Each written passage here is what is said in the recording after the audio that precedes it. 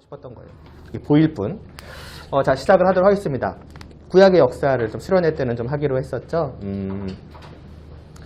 왜 하필이면 구약인가 라고 했을 때에 보통은 이제 교회라고 하면 이제 예수님을 믿는다. 어떻게 보면 예수님이 이제 중심이 되다 보니까 결국 예수님이 이제 등장하시는 신약부터 보면 되는 거 아닌가라는 생각을 하기가 쉬워요. 근데 오히려 이제 신약을 보면은 구약부터 봐라라고 말씀하시는 부분이 나옵니다. 그게 마태복음 제일 시작 1장이에요. 마태복음 1장이 당연히 누구에 대한 것으로 시작을 하냐면은 예수님에 대한 것으로 당연히 시작하죠. 예수님에 대한 소개, 우리가 믿어야 할 예수님에 대한 소개가 나오고 그 예수님이 누구신지에 대한 소개를 하는데 그분에 대해서 말씀하기를 그분은 자기 백성을 그들의 죄에서 구원할 자이심이라 라고 말을 합니다. 우리의 죄를 위해서 오신 분 예수님, 우리가 믿어야 할 분이 왜 믿어야 되냐? 그분이 우리의 죄를 위해서 죽으셨기 때문이다. 이 얘기를 하는데 중요한 것은 이 말씀을 어디서 하냐면은 1장 시작부터 하는 게 아니라 21절에서 합니다. 21절에 가서.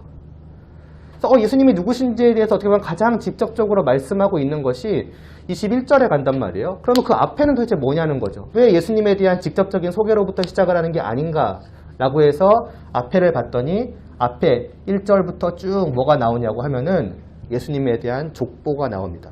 그래서 마태복음 1장 1절은 예수님에 대한 소개를 뭘로 시작하냐면은 예수님이 누구신지, 예수님이 어떤 분이신지에 대한 소개보다는 아브라함과 다윗의 자손인 예수 그리스도다라고 소개를 해요.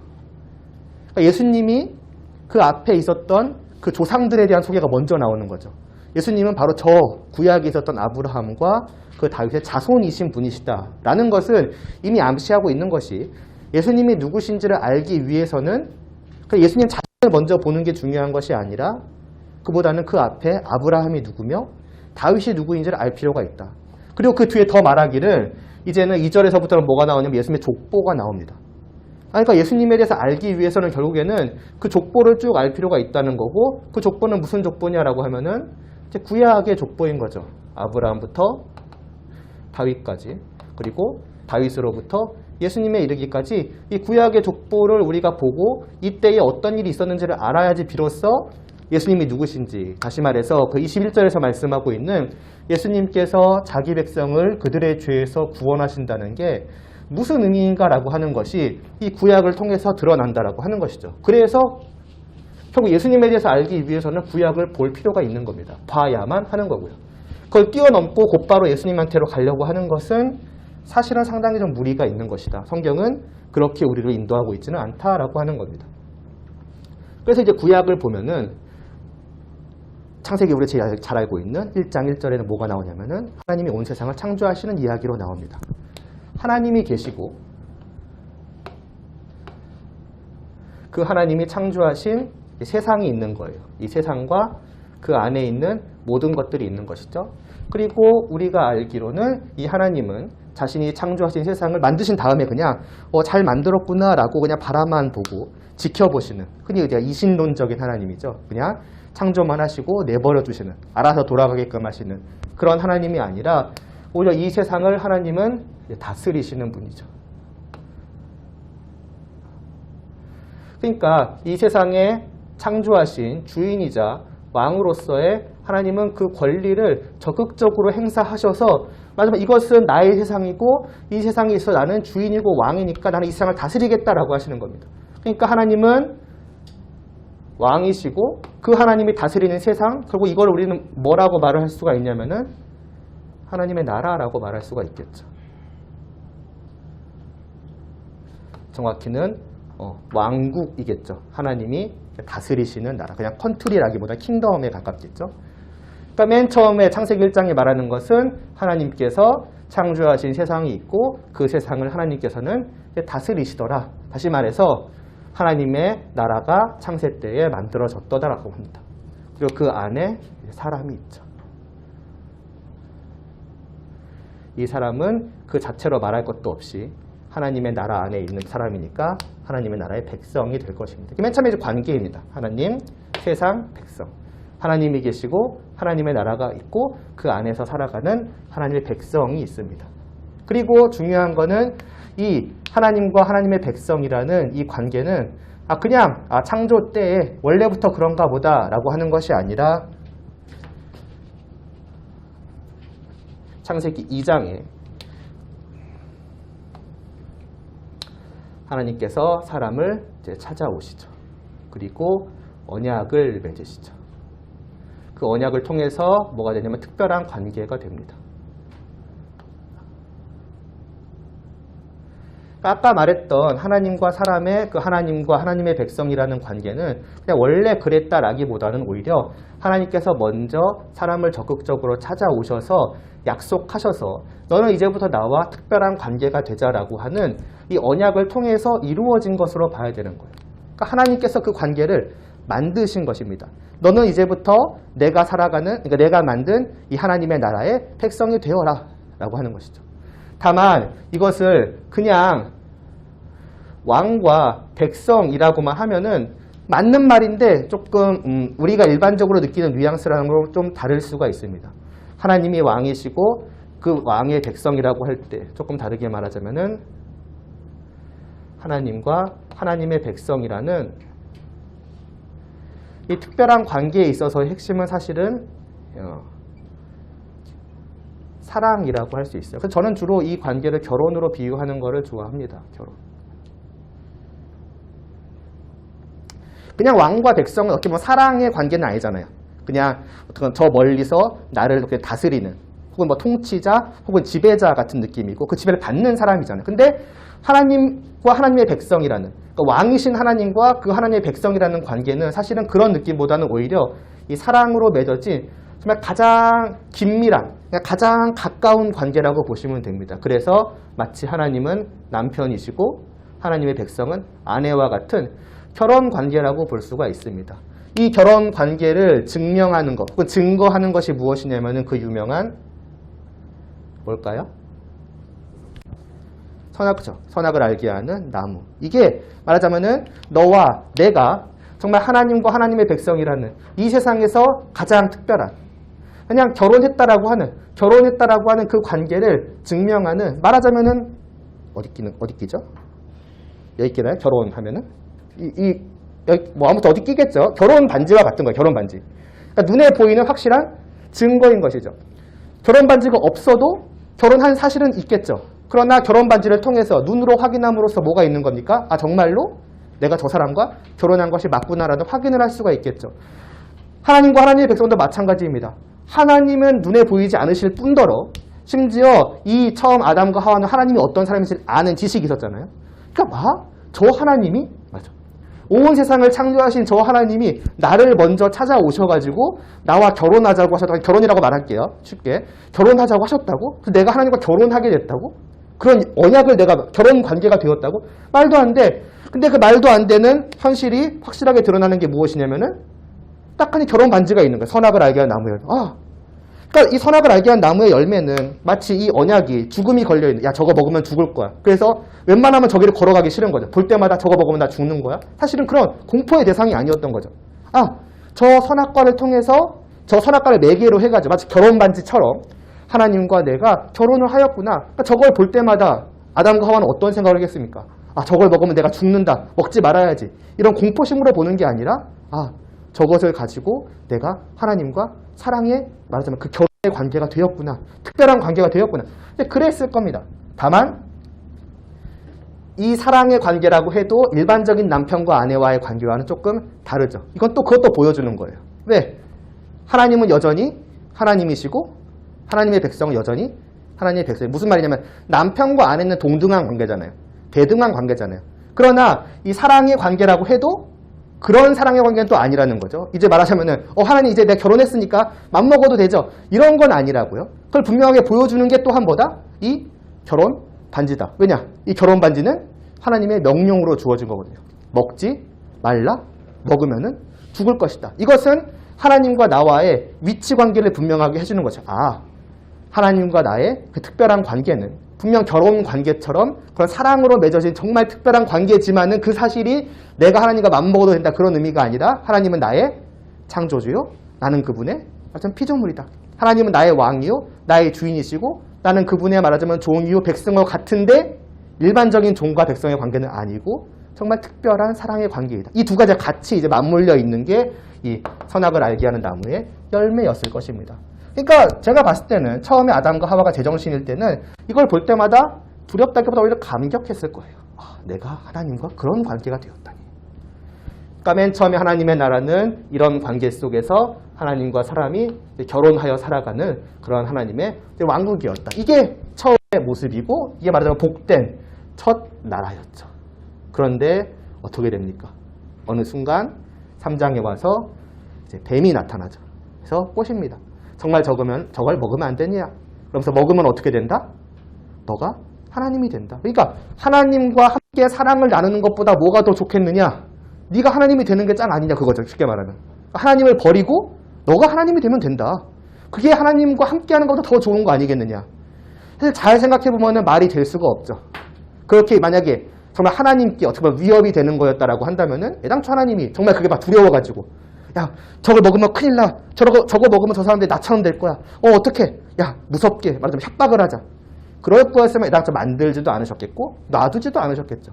그러니까 그냥 일반적으로 생각을 해봐도 말도 안 되는 소리였지만은 그 소리를 들을 때에 하와의 눈에는 이게 어떻게 보였느냐?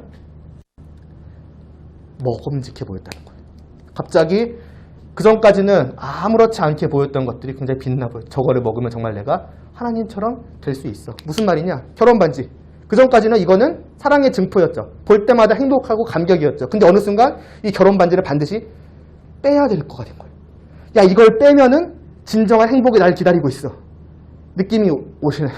내가 저 사람과 이혼을 하면은 나에게는 장밋빛 미래가 기다리고 있는 거야. 이거인 거 쉽게 말하면은 누군가 옆에서 꼬신 거죠. 야 이혼해. 라고 말하면 너무 좀 그렇긴 하지만은 그러니까 예를 들자면 그런 느낌인 거예요. 쉽게 말하면은 정말 행복하게 잘 살고 있는데 그런 거죠.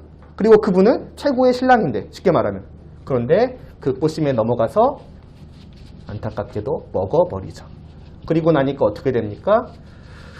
바로 그 전까지는 하나님이 창조하신 선했던 인간이 바로 죄악으로 물드는 모습이 보입니다. 뭘 통해서 드러나느냐? 하나님께서 이 사실을 아시고서 아담과 하와에게 왜 먹었느냐고 물어보실 때 아담은 어떻게 하고 하와는 어떻게 합니까? 아담은 하와 탓이요. 하와는 뱀 탓이요. 벌써 남 탓하기 시작하는 거죠. 이미 죄에 물들어 있는 그 본성을 아낌없이 보여주기 시작을 하시는 것이죠. 자, 그럼 이제 기다리고 있는 게 뭐겠습니까? 빼면 뭐다? 죽음이다. 죽음이라는 게 뭐겠습니까? 빼요. 그럼 어떻게 되는 거예요? 이혼이죠. 그러니까 죽음이라는 건 기본적으로 뭐냐? 너와 나의 관계는 이제 끝이다라는 거예요. 그리고 그 죽음은 하나님과의 관계가 끝나는 걸 넘어서서 뭐까지 있느냐? 실제로의 죽음까지 있습니다. 왜? 생명을 주신 분이 하나님이신데 그 하나님과의 관계를 끊어버린다?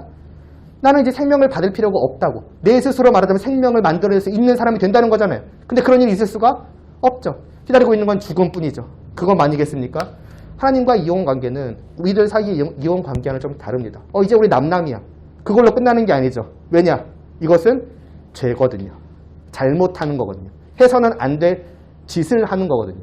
그러니까 이혼은 당연한 것일 뿐더러 하나님께 죄를 지은 그 죄에 대한 값을 또한 받기까지 해야 되는 것이죠. 그러니까 심판인 거예요. 그러니까 죽음이라는 것을 다 들어있는 거예요. 이게 이혼이요, 생명이 끊어지는 죽음이요, 그리고 영원한 심판이요.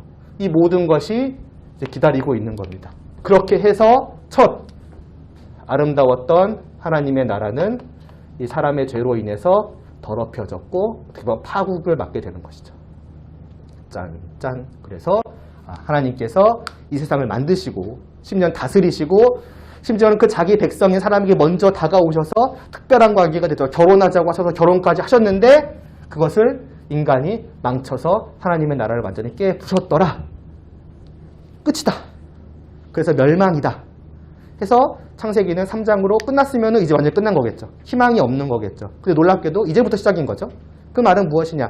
반전이 있다는 거예요. 분명히 끝나야 되는데 이제 이혼했고 심판받았고 끝나야 되는데 그런 심판의 무서운 선언을 기다리고 있는 사람 앞에 하나님께서 놀라운 말씀을 하시는 것이 창세기 3장 15절의 말씀입니다. 여기 성경 말씀 써놨나요? 제가 읽을게요. 써놓진 않았네요. 내가 너로, 성경책 있으시 읽어보세요. 내가 너로 여자와 원수가 되게 하고 내 후손도 여자의 후손과 원수가 되게 하리니 여자의 후손은 내 머리를 상하게 할 것이요 너는 그의 발꿈치를 상하게 할 것이니라. 사람과 뱀에게 심판의 말씀을 하시고 이제는 너와 나는 끝이야 남남이야 라고 말씀하실 것 같은 그 순간에 하나님께서 놀라운 선언을 하십니다. 사실 그냥 봤을 때 이게 왜 놀라운 선언인지 몰라요. 그냥 무서운 말씀이거든요. 원수가 되고 서로 싸우고 밟고 밟히고. 근데 이거를 많은 분들은 신학자들은 뭐라고 말하냐면 그냥 쉽게 합시다. 원시 복음이라고 말해요. 쉽게 말하면 태초의 복음이 이거였다는 거예요. 이게 왜 복음이야? 여기에 무슨 기쁜 소식이 있다고? 잘 생각해 보시면 됩니다. 원래는 하나님이 있었고 그리고 사람이 있었습니다. 이 둘이 특별한 관계였어요. 그런데 누가 나타나냐면은 뱀이 나타나는 거죠. 그래서 꼬십니다. 그래서 누가 누구의 편이 됐습니까? 사람과? 그쵸. 누구의 말을 들었으니까? 하나님의 말을 듣지 않고 뱀의 말을 들었으니까 이렇게 하나가 된 거예요. 이렇게 하나가 됨으로써 어떤 관계가 깨집니까? 하나님과 사람의 관계가 깨졌죠. 지금 이 상태거든요. 이 상태에서 하나님이 뭐 하시겠다고 말하냐면은 너로 여자와 원수가 되게 하겠다는 거예요. 무슨 말입니까? 이 관계를 깨시겠다는 거죠. 그 말은 거꾸로 생각하면 어떻게 하시겠다는 겁니까? 이 관계를 이으시겠다는 거예요. 뱀이 사람과 편을 묶고 이 관계를 깼는데 하나님은 다시 거꾸로 하시는 거죠. 너희들의 관계를 깨겠다. 그건 결국 내가 다시 너와의 관계를 잇겠다라고 하시는 거예요. 근데 그거를 결정적으로 어떻게 하느냐? 이 뱀의 다리예요. 뱀의 머리를 밟아가지고 완전히 없애버리겠다. 그러니까 이 일을 한 이 사람을, 이 마귀를 완전히 없애버리시면서까지 이 관계를 완전하게, 이제는 아예 싹을 없애버리는 거죠. 끊어버리시겠다? 그러면 이제 뭐예요? 이 관계는 어떻게 되는 거예요? 완전하게 회복되게 하는 거예요. 그 얘기를 하니까 이게 뭐냐면은 사람에게 있어서 복음인 거예요. 왜냐? 이 관계는 이제 끝났다고 생각을 했거든요. 하나님과의 관계는 이제 끝이구나. 나 이제 영원히 뱀과 편먹고 근데 이대로 가서 죽어야 되는구나. 근데 하나님께서 아니다. 내가 너와 저 뱀의 관계를 깨버릴 것이고 너와 나의 관계를 다시 이을 것이다. 영원히. 그러니까 이게 하나님의 죄인을 향한 구원의 선언인 복음인 거예요. 그리고 이 일을 누가 한다 그럽니까? 보면은 여자의 후손은. 그러니까 아담과 하와로부터 태어날 자손인 거죠. 그 자손을 보내셔서 이것을 완전히 작사를 내겠다라는 그 얘기를 하시는 거예요. 이 일을 결정적으로 하실 한 분을 보내시겠다고 약속을 하시는 것이죠. 그것이 여기서는 이제 여자의 후손이라고 되는 것이고 이분이 누구인지 우리는 너무나도 잘 알죠. 바로 예수 그리스도입니다. 그러니까 예수님에 대한 그 약속이 바로 여기서부터 시작이 되는 것이죠. 아직은 이분은 그저 여자의 후손으로서 인류를 구원하시되 이것을 없애심으로 그렇게 하실 것이다 정도밖에 아직은 드러나지 않고 있는 거죠. 근데 분명한 약속이 여기 있다. 자, 그럼 죄로 인해서 하나님과의 관계가 깨진 그 죽음을 맞이한 인간에게 이제 희망은 누구입니까? 이제는 요거밖에 없는 거죠. 이제 3장까지를 잘 읽은 사람들의 초점은 이제 여자의 후손이 언제 오냐는 거예요. 아, 여자의 후손이 빨리 와야 죄인들이 구원을 받는구나. 그럼 도대체 누가 여자의 후손이야? 그러니까 빨리 아이를 낳아야 되는 거죠. 그런 마음으로 딱 4장을 보니까 이제 바로 누가 나오냐면은 그 유명한 이제 가인과 아벨이 그래서 나오는 거예요. 아담과 하와가 자손을 낳은 거예요. 첫 번째 자손이죠. 그럼 둘 다 여자의 후손이겠습니까? 그럴 수는 없죠. 분명히 아들은 한쪽에서만 나올 수 있으니까. 근데 두 명이 나왔어요. 그럼 이제 관심은 누구겠습니까? 어느 쪽이 그 여자의 후손을 낳을 그 사람인가? 다시 말해서 우리의 구원의 희망은 가인 쪽이냐 아니면은 아벨 쪽이냐? 이게 이제 우리의 관심이 되는 거예요. 아담과 하와로부터 이 둘이 태어났으니 어느 쪽일까라고 보는 거죠. 그랬더니 어느 쪽인지가 너무나도 금방 드러나죠. 아담과 하와가 가인과 아벨이 태어났고 그 직후라는 얘기 그 얘기가 아니라 그 뒤에 둘이 하나님께 제사를 드렸더라. 그랬는데 하나님이 한쪽의 제사는 받으시고 한쪽의 제사는 받지 않으세요. 가인의 제사는 받지 않으시고 아벨의 제사는 받으세요. 이게 그냥 보면은 이 흐름 없이 그냥 보면은 그냥 한쪽의 제사는 안 받으셨구나 이건데 이걸 통해서 이 흐름 속에서 우리에게 드러나는 건 무엇입니까? 아벨 쪽이구나. 아벨 쪽에 우리의 구원의 희망이 지금 흐르고 있구나. 이거죠. 여자의 후손이 아담과 하와를 통해서 아벨 쪽으로. 이게 이제 나중에 히브리서에서 드러납니다. 왜 가인은 아니고 아벨인가요? 가인보다 아벨이 믿음으로 드렸다라고 나와요. 하나님에 대한 분명한 믿음을 가지고서 아벨은 드렸고 이 가인은 그 믿음이 없는 사람이었더라. 이것만 봐도 확실해지는 것이죠. 아벨 쪽에 우리의 구원의 희망이 지금 이어져 가고 있구나. 그럼 이제 아벨이 또 언제 자손을 낳을까를 이제 보려고 하는 거죠. 아, 빨리 아벨이 또 자손을 낳아야 될 텐데 라고 하는 직후에 나오는 게 뭡니까? 아벨이 잘 결혼해서 아이를 낳았다가 아니라 가인이 이거 아벨을 죽여버렸더라요. 뭡니까? 구원의 희망을 하나님께서 은혜로 베푼 구원의 희망이에요. 하나님 제가 이렇게 하겠습니다 저렇게 하겠습니다 말도 없이 그냥 하나님께서 너희는 본래는 심판받아 죽어야 돼. 나와의 관계는 완전히 끊어져서 이제는 파국인데 내가 그러한 너희를 은혜를 베풀어서 이러이러하겠다라고. 그리고 그 은혜를 베푼 자손이 바로 아벨인 거예요. 아벨에게 내가 나의 희망을 주었다. 여기서부터 나올 자손을 또 기다려라라고. 하나님의 은혜가 지금 이쪽으로 오고 있는데 놀랍게도 이 사람 가인이 이 아벨을 죽여버립니다. 구원의 희망이 시작하자마자 사라져 버리는 거예요. 그러니까 하나님의 나라의 역사는 이렇게 흘러가고 있는 거예요. 하나님께서 은혜를 베푸십니다. 그래서 특별한 관계를 맺으시죠. 근데 그 관계를 누가 깹니까? 사람이 깨는 거예요. 아담과 하와가. 아니, 아무튼 깨는 거예요. 자, 그랬더니 하나님께서 어떻게 하십니까? 놀랍게도 그 은혜를 또 주십니다. 그랬더니 사람이 또 뭘 하는 겁니까? 아, 이제 내가 은혜를 잘 받아서 정말 여자의 후손을 잘 이어가야지가 아니라 깨는 거예요. 또다시. 그러니까 하나님은 은혜를 이어가시고 그 구원의 희망을 쭉 이어가시고 사람은 그것을 계속 깨가는 거예요. 그럼 이제 하나님은 어떻게 반응하실까요? 이번에야말로 야, 내가 한 번 용서해가지고 여자의 후손을 보내겠다고 약속했는데 너희는, 정확히는 가인이겠죠. 너희는 그것도 잊어버리고 아니 생각지도 않고 또 다시 나의 은혜를 저버리는구나. 이제야말로 너희는 끝이다? 사실 그게 아니거든요. 그럼 이제 봅시다. 아직까지 왜냐면 성경이 안 끝났으니까 그게 아닌 거예요. 쉽게 말하면. 그 뒤에도 아직 말씀이 이어져요. 그럼 이 뒤에 나오는 말씀이 뭐냐? 가인이 아벨을 죽인 뒤에 이제 이건 사라졌죠? 가인의 족보가 나옵니다. 가인이 하나님과 이러이러한 얘기를 하고 그 뒤로 가인이 결혼을 해서 자녀를 낳았더라. 자녀의 자녀 쭉 후손을 낳아가는 모습을 보여요. 그럼 이제 뭐냐? 아, 혹시 비록 가인이 잘못을 했지만은 이미 여자의 후손을 낳을 한쪽의 씨앗은 사라졌으니 하나님이 그냥 가인 쪽으로 가시려나 보다. 아, 어쩔 수 없지. 저지른 일은 어쩔 수 없이. 그래, 가인아, 너를 통해서 여자의 후손이 올 것이야. 혹시라도 이렇게 하시는가? 라고 봤더니 이쪽으로 가면 갈수록 뭐만 드러나느냐? 죄악이 커져가는 것만 드러나요. 이제는 그 자손들이 심심풀이로 사람을 죽이고 그거를 자랑하기 위해서 노래하는 모습. 내가 사람 이렇게 죽였다. 잘했지. 이렇게. 그건 뭡니까? 여기에는 구원의 힘이 전혀 보이지가 않는 거예요. 그러니까 보면 볼수록 절망스러운 거죠. 아, 이제는 진짜 이거는 끝이구나. 라고 하는 게 이제 5장인가 4장인가 5장일걸 4장이네. 4장으로 가면서 4장이 거의 끝나갈 때쯤까지 이러는 거예요. 와, 망했다. 진짜 끝이다. 그랬는데 그 4장 제일 끝 마지막 2절에 놀라운 말씀이 또 나오는 거예요. 무엇입니까? 그렇게 가인의 족보가 끝난 다음에 아담과 하와가 다시 동침을 해서 아이를 낳았더라. 뭐 아이 낳을 수 있죠. 근데 이미 끝난 거 아니었어요? 근데 그 아이의 이름이 셋이래요.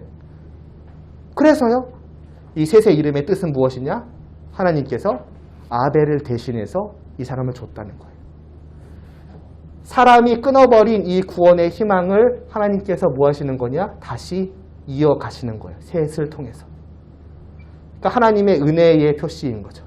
하나님이 그 약속하신 그 구원을 결코 끊어버리지 아니 하나님은 끊으신 적이 없죠. 너네가 끊어도 나는 이어가겠다라는 그 하나님의 은혜의 구원에 대한 확실한 의지를 분명하게 보여주시는 것이 셋입니다. 그러니까 아벨은 죽었지만은 아벨을 통해서 이어지는 그 구원의 흐름은 끝나지가 않은 거예요. 그리고 나서 요것처럼 또 이제 셋도 자손을 쭉 낳습니다. 셋의 족보가 쭉 나와요. 보니까 어떠냐? 아, 이건 진짜 아벨을 대신한 자의 족보와 같아요. 뭐냐? 이들은 하나님의 이름을 말하고 이들은 하나님과 동행하고 이들은 하나님과 함께하는 모습을 보이는 거예요. 그래서 이제는 인류는 두 갈래로 갈라집니다. 하나는 가인의 족보, 하나는 이제 셋의 족보. 이쪽은 이미 이제 나누어진 거예요, 완전히. 이쪽은 죄악된 하나님을 떠난 자들의 족보요. 계속해서 죄로 더럽혀져 가는 족보요. 그러나 우리는 이거는 신경 쓸 필요가 없죠. 아, 이미 분리되었지만 우리에게는 누가 있다? 그 아벨을 대신할 셋의 자손들이 있다. 이들의 족보를 보니까 희망스러운 거야. 좋은 거야. 아, 그래. 가인은 이미 끝났지. 셋이 있어, 셋. 셋의 자손들을 보니까 정말 좋아. 그리고 그 끝에 우리가 잘 알고 있는 누가 나오냐면은 노아가 나오는 거예요. 노아가 나올 때쯤이 이제 6절이죠. 6절이 아니라 6장이죠. 놀라운 말씀이 나옵니다. 아까도 말했던 것처럼 가인의 족보가 쭉 흘러가고 있었고, 가인은 가인대로, 그 다음에 셋의, 그러니까 아벨의 족보가 쭉 흘러가고 있었죠. 이제 셋의 족보라고 할게요. 셋의 족보가. 일로가 쭉 가면 되는 거예요. 근데 6장에서 어떤 일이 벌어지느냐. 하나님의 아들들이 사람의 아들들을 보고서 그들의 아름다움에 끌리기 시작합니다. 그러면 하나님의 아들들은 뭐고 사람의 아들들은 뭘까요? 이 흐름을 봤을 때는 충분히 짐작할 수 있죠. 사람의 아들들은 하나님을 믿지 않는, 하나님을 떠난 가인의 족보예요. 그럼 하나님의 아들들은 셋의 족보겠죠. 하나님을 잘 믿고 하나님과 함께하는 우리의 구원의 희망의 족보. 여기가 이제 하나님의 자녀들인 거예요. 그런데 이 사람들이 뭐 했다? 여기를 보기 시작했다. 왜요? 이 사람들이 예쁘니까. 무슨 말입니까? 이들의 머릿속에 하나님, 구원, 여자의 후손 이런 게 없는 것처럼 느껴져요. 물론 결혼할 수 있다고 쳐요. 그래서 결혼하기 시작합니다. 함께 해요. 이 함께함이 이러면 되는 거예요. 야, 가인의 자손들아, 왜 하나님을 떠났니? 우리가 하나님과 함께 해보니까 얼마나 좋은지 몰라. 야, 정말 여기에 우리의 유일한 희망이 있는 거야. 우리 쪽으로 와. 함께 하나님을 섬기자. 이제라도 늦지 않았어. 일로 오면 얼마나 좋습니까? 근데 보통 이렇게 둘이 섞일 때에는 언제나 똑같습니다. 어디로 가느냐? 얘가 일로 가요. 하나님을 떠나서 야, 너네 참 좋더라. 야, 사람의 아들들아, 하나님을 떠나서 살아가는 그 모습이 얼마나 아름다운지 모르겠다. 그 가인의 자손들이 뭘 했냐면은 목축업을 하고 또 음악을 만들고 또 뭐 기술, 건축과 같은 그런 기술들. 그러니까 문명의 발달이 이들을 통해서 이루어지는 거예요. 한쪽은 하나님의 이름을 부르고 있고 이쪽은 문명을 발달시키고 있는 거예요. 물론 하나님의 이름을 불렀다고 문명의 발달이 안 되는지는 모르겠지만 중요한 것은 이쪽은 그쪽에 확실한 특징이 있었다는 거죠. 저들을 보는 거예요. 하나님과 함께 살아가는 모습을 보다가 저 사람들을 보니까 좋은 거죠. 야, 너네처럼 살아가는 게 진정한 행복이었구나. 하나님의 나라고 뭐고 간에 사람의 나라가 최고구나. 우리 너와 함께 할래. 셋의 자손들이 다 일로 갑니다. 그래서 그 결과가 무엇이냐? 이 둘이 완전히 섞이는 거예요. 그래서 창세기 6장을 쭉 보면은 1절부터 5절, 한 6절까지 쭉 보면은 하나님께서 이 사람들을 보십니다. 사람들을 보니까 어떠냐? 이 사람들이 생각하고 마음먹는 모든 것이 언제나 항상 죄뿐이었더라. 다 같이 죄 밖에는 없는 것. 이 안에. 완벽한 죄인이 되는 거죠. 조금의 희망도 없는. 셋의 자손마저도. 이제 셋 플러스 가인이 되는 거죠. 합체. 다 같이. 그때에 하나님께서 어떻게 이번에야말로 후회하시는 건가? 그래서 한탄하시면서 어떻게 하겠다? 이렇게 된 세상을 싹 쓸어버리겠다라고 말씀을 하십니다. 그러니까 뭐냐? 우리 입장에서 봤을 때는 야, 지금까지 그래 하나님 많이 해오셨지. 많이 참아오셨지. 야, 이걸 어떻게 더 참어? 이제는 진짜로 끝이신가 보다. 싹 쓸어버리시는가 보다라고 이미 지워버렸네. 생각을 하는 찰나에 무엇입니까? 그러나가 나오는 거예요. 몇 절에 나오죠? 안 써놨네. 성경책 있으시니까. 6장 8절이네요. 6장 8절. 그런데, 그런데인가요? 그러나인가요? 그러나 노아는 하나님께 은혜를 입었더라. 맞죠? 예. 하나님이 이렇게 심판을 결정하시는 와중에도 무엇이느냐? 이거는 결코 지금 끊어지지 않으시는 거예요. 계속 이어가시는 거예요. 똑같은 거예요. 셋의 자손들은 또 이랬더라. 또 끊었더라. 그러나 하나님께서는 이것을 은혜를 베푸셔서 이어가시더라. 동일하게 반복되는 역사입니다. 그래서 노아와 그의 가족들만이 남는 거죠. 그리고 동물들 몇 쌍도 다 같이 해가지고 모든 홍수 심판으로 하나님께서 온 세상을 싹 쓸어버리시는 와중에도 노아는 남겨두세요. 이 노아는 누구의 자손입니까? 셋의 자손이죠. 셋은 누구의 자손입니까? 아벨의 자손이죠. 아벨의 자손은 아니죠. 이쪽에 가로쳐야 되겠구나. 그리고 아담으로부터 쭉 이어지는 지금 이 족보가 놀랍게도 이어지고 있는 거예요. 왜 놀랐냐면 사람은 여기 아무것도 한 게 없거든요. 사람은 언제나 이 족보를 끊어만 놨거든요. 근데 놀랍게 이어졌다는 거 왜 놀라우냐? 이해할 수 없지만 하나님께서 계속 이어가시는 거예요. 왠지 모르겠지만. 계속 은혜를 베푸셔서 이걸 끊어지지 않고 이어가게 하시는 거예요. 지금도 마찬가지. 노아는 의인이었더라. 물론 주위 사람들에 비하면 의인이었겠죠. 그러나 하나님께서 이미 말씀하셨죠. 모두가 생각하는 게 다 죄뿐이었다. 그럼 노아라고 다를 게 있을까요? 다를 건 없었을 거예요. 본래대로라면 하나님의 그 정의로운 그 공의로운 심판, 그러니까 공의로운 판단에 따르면 노아도 다를 바가 없었을 거예요. 그런데 하나님께서 노아에게는 은혜를 베푸시는 거예요. 단순히 노아 하나를 살리시는 게 아닌 거죠. 이 지금 구원의 흐름, 그 여자의 후손을 약속하셨던 창세기 3장 15절의 그 약속을 하나님만이 이어가고 계시는 거예요. 다 까먹었을 거예요, 아마. 다 까먹었으니까 셋의 자손도 가인의 자손과 함께 했겠죠. 구원이고 나발이고 우리끼리 잘 살자 이거잖아요. 쉽게 말하면. 그러나 하나님은 이러한 인간들을 보고서 한탄하시는 가운데에서도 은혜를 잊지 않으셨다. 그래서 노아를 살리시고 다시 이제 홍수로 심판하신 다 후에 이 노아를 다시 그러니까 지상으로 올려보내신 뒤에 뭘 하시느냐? 약속? 혹은 축복. 축복을 하십니다. 중요한 거죠. 근데 이 축복은 어떤 축복이냐? 창세기 1장 25, 26절에서 맞을 거예요. 아니면 27절. 그 간에 있습니다. 거기서 하신 축복이에요. 뭐냐? 생육하고 번성하고 온 땅에 가득 퍼져라. 이거는 무엇입니까? 아담과 하와에게 주시는 축복이에요.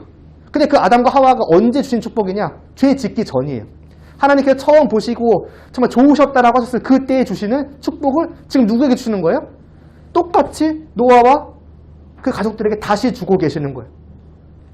그러니까 무엇입니까? 말하자면 하나님은 지금 이 노아로부터 시작되는 그 인류의 역사를 뭐처럼 보시겠다는 거예요? 마치 죄가 있기 전에 그 아담과 하와 그 때처럼 보시겠다는 것이죠. 그럼 무엇입니까? 그렇게 무서운 홍수 심판으로 싹 쓸어버리시고 노아만 남기셨으니까 이제 죄의 문제는 완전히 해결되었구나. 하나님 이제 아시는구나. 이 노아와 가족들, 그 홍수 심판을 눈앞에서 본 이 사람들, 그리고 이로부터 이어질 후손들은 이제는 정말 죄라는 것을 생각하지도 않고 살아가는 거겠구나. 그러니까 하나님께서 아담과 하와에게 주셨던 그 약속을 주셨지. 전혀 아닙니다. 이 약속을 주시면서 하신 말씀이 있어요. 너희가 언제나 죄를 지을 것을 안다. 너희가 생각하고 마음먹고 행동하는 그 모든 것이 죄임을 안다. 그러니까 내가 너희를 심판하지 않겠다. 그러면서 이러한 축복을 주시는 겁니다. 뭡니까?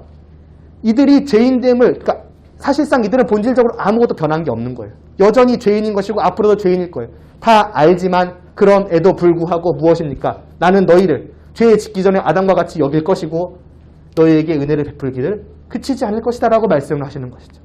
그렇게 이어져 가는 거예요. 그리고 우리는 생각할 수 있죠.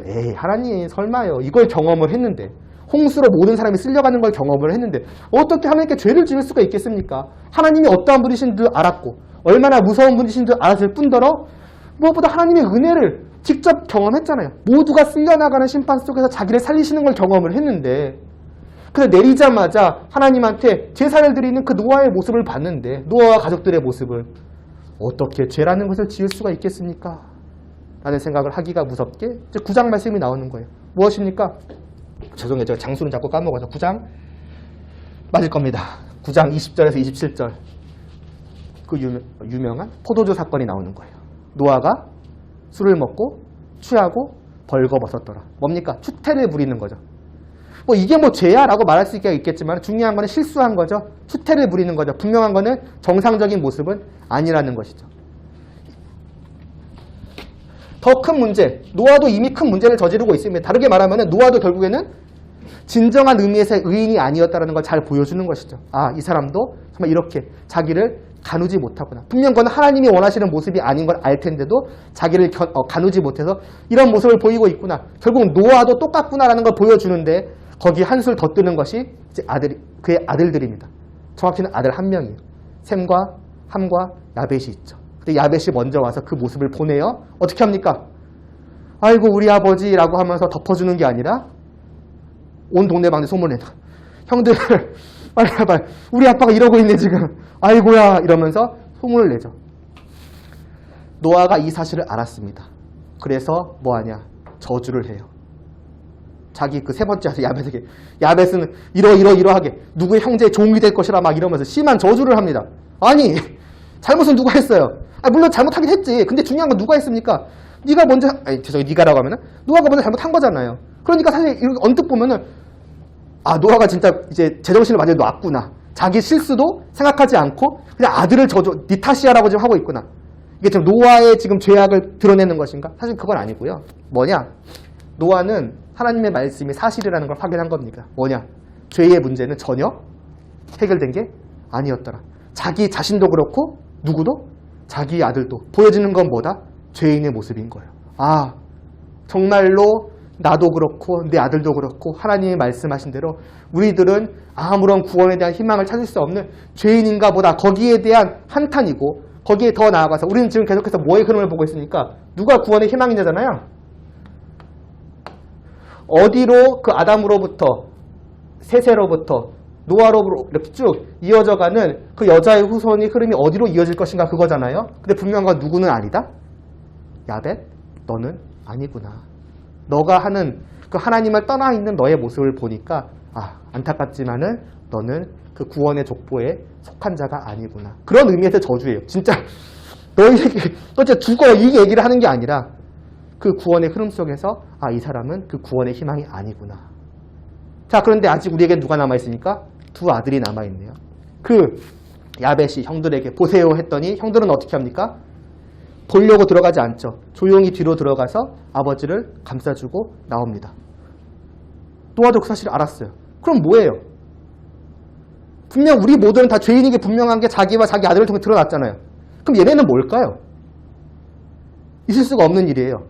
얘는 사실은 숨어있던 의인이 드러난 것인가? 이건가요? 그럴 수는 우리가 없다는 건 대충 알잖아요. 그럼 얘네들은 뭘까?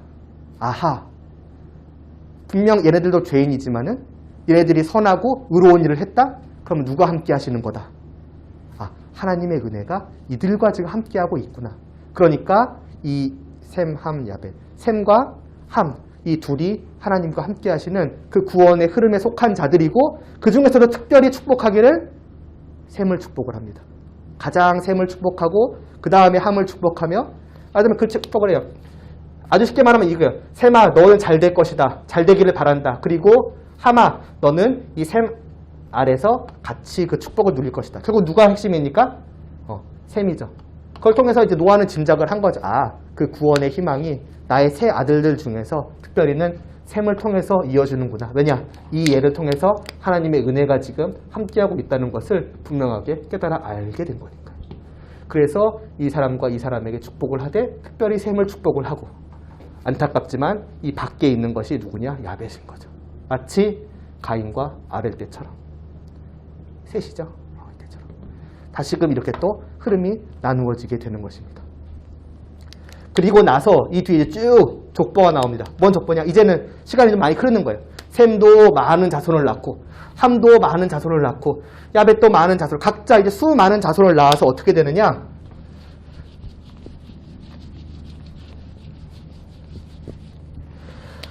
말하자면 하나님이 창조하신 이 세상에 말하자면 생육하고 번성해서 이제 가득 차게 되는 거예요.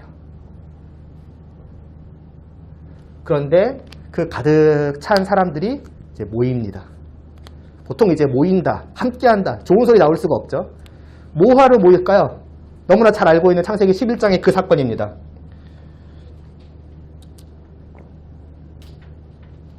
바벨탑 사건. 온 세상 사람들이 셈의 자손도 함의 자손도 야벳의 자손도. 중요한 건 누구십니까? 야벳이야 우리가 워낙 그런 사람이라는 걸 알잖아요. 근데 안타깝지만 셈도 함도 뭐였다? 똑같았다. 그 셋의 자손들이 가인의 자손들과 함께했던 것처럼 결국 셈도 함도 다 같이 하나 되어서 하나님께 죄를 지었는데 어떤 죄를 짓느냐? 사실 바벨탑이 중요한 건 아니에요. 탑은 상징입니다. 탑은 상징이고 핵심은 여기에요. 나라입니다. 나라. 이 모든 사람들이 우리가 한 곳에 나라를 세우고 이 나라의 의미를 확실하게 드러내기 위해서 뭘 세우느냐? 탑을 세우는 거예요. 그럼 이 탑이 보여주는 건 뭐냐? 우리의 이름을 내는 거예요. 우리의 힘으로 우리의 이름을 내고 우리가 저 하늘에까지 닿자. 무엇입니까? 인간의 영광이죠. 우리의 힘으로 만들어낸 우리의 영광을 위한 우리의 나라. 이거는 쉽게 말하자면 무슨 나라라고 할 수 있습니까? 사람의 나라인 거예요. 사람의 나라. 사람을 위한 나라, 사람의 나라. 이걸 상징하는 것이 바벨탑인 거죠. 우리가 이렇게 굉장하다. 우리가 이렇게 영광스러운 자들이다. 우리가 이렇게 높고 대단한 사람이다. 이 나라를 만들고 온 천하에 우리의 굉장함을 드러내자. 우리는 이런 사람이다. 이런 거죠. 무엇가 빠졌습니까? 하나님이 없는 거예요. 사람의 나라다? 하나님이 없는 나라란 얘기. 그것을 이들은 만든 것이죠. 누구도? 야벳만이 아니라 셈도 함의 자손도 다 같이. 계속 반복되는 거죠. 구원의 희망은 하나님을 통해서 보여질 법하다가 사람이 금방 짓밟고, 그걸 굳이 다시 하나님께서 은혜를 베푸셔서 이어가시는데 또 금방 사람이 짓밟고, 반복되는 것입니다. 누구도 여기서 예외 없이 다 같이 사람의 나라를 만듭니다. 그래서 하나님께서 어떻게 하십니까? 심판하시죠. 벌하시죠. 그러나 멸하는 것이 아니라 흩어버리시는 것이죠. 온 세상에 이들 모두가 싹 다 흩어지게 됩니다. 자, 그럼 흩어지면 어떻게 될까요? 이 사람의 나라를 한 곳에서 만들었던 사람들이 흩어졌다고 다른 나라를 만들겠습니까? 똑같아요. 이제는 자기 말이 통하는 사람들끼리 모여서 세상에 퍼져가지고, 이제는 그때는 한 곳에서 만들었다면 이제는 뭡니까? 세상에 퍼져서 사람의 나라를 만들겠죠. 결국 어떻게 됩니까? 온 세상이 무엇으로 뒤덮이겠습니까? 사람의 나라로 뒤덮이는 거예요. 사람의 나라. 다시 말해서 그냥 이 칠판 여기가 새까맣다고 생각하면 됩니다. 까만 나라가 되는 겁니다. 이 온 세상, 지구가 가득히. 이게 창세기 11장이에요. 그리고 나서 이렇게 끝나서 또 절망스럽게 끝나는 가운데에서 족보가 나오죠. 무슨 족보입니까? 11장. 이 하나님의 심판 직후에 족보가 나오는데 누구의 족보냐? 셈의 족보가 나옵니다. 왜 셈의 족보가 나오는지 이제는 짐작하죠. 아, 지금 온 세상에 또 이렇게 뒤덮여져 가고 있는 가운데에서 하나님이 구원을 약속하셨던 노아에게서 아벨에게로 세색에서 노아에서 셈으로 이어지는 그 구원의 흐름이 또 다시 왜 그런지 모르겠지만 아무튼 이어가고 계시는구나 라고 짐작하게 하는 것이죠. 그래서 셈의 자손에 누가 있고 누가 있고 그리고 누가 있더라?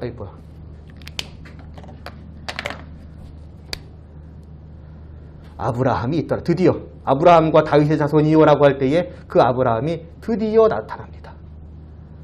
그럼 이 아브라함이 어땠는데? 라고 하는 게 이제 창세기 12장이에요. 창세기 12장. 이 배경에서 보셔야 됩니다. 이렇게 사람의 나라로 가득한 이 세상 속에서 창세기 12장에 하나님께서 아브라함을 불러내십니다. 불러내셔서 두 가지를 약속하세요. 뭐냐? 땅과 큰 민족을 주겠다라고 약속을 하십니다. 땅과 큰 민족, 뭘까요? 땅이 있고 거기서 사는 큰 민족이 있어요. 이걸 뭐라고 말할 수 있겠습니까?